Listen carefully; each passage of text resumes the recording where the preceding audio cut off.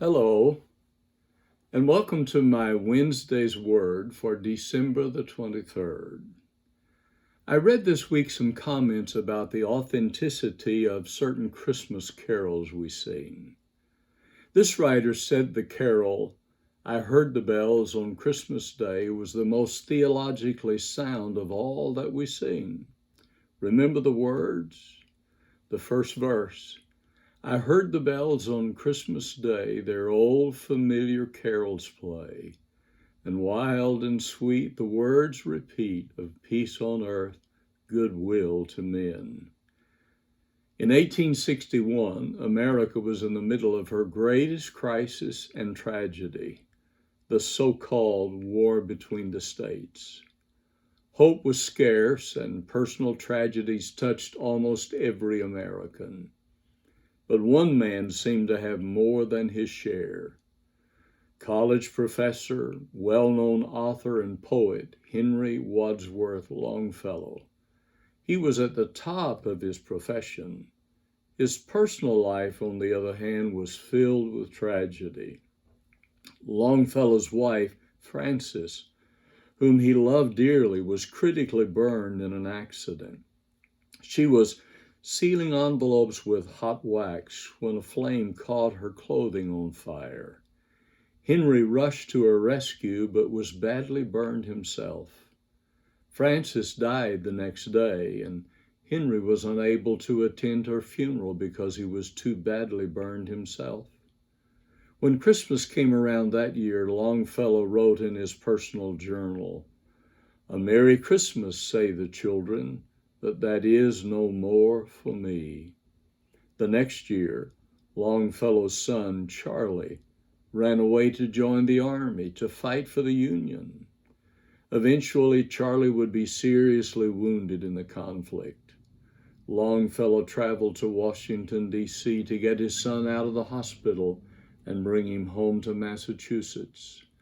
They arrived home on December 8, 1863. The seriously wounded Charlie would require months of rehabilitation, requiring constant nursing, which Longfellow provided. It was during this season that Longfellow would write his poem, which he titled "The Christmas Bells." This poem would be later set to music and become one of America's most sung Christmas carols. The first 5 verses seem to speak to his personal despair and the absence of peace across the land. Then came the saddest verse. "And in despair I bowed my head. There is no peace on earth," I said. "For hate is strong and mocks the song of peace on earth, goodwill to men." These words seem to speak of total defeat. All hope seems lost. But then comes the final stanza, and what a testimony of hope it is. "Then peal the bells more loud and deep. God is not dead, nor doth he sleep. The wrong shall fail, the right prevail, with peace on earth, goodwill to men." Truly, Longfellow believed, in the middle of his own sorrow, that hope for peace was still possible. He seemed to declare that even in the midst of tragedy, we can know God is not dead. We know the message of Christmas is always one of hope. And slowly but surely, what Longfellow declared will come to pass. He said, "The wrong shall fail, the right prevail."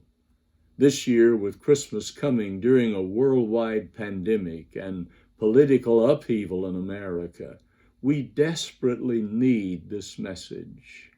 So for Christmas 2020, I wish you and yours hope and peace, because we still can know God is not dead, nor doth he sleep.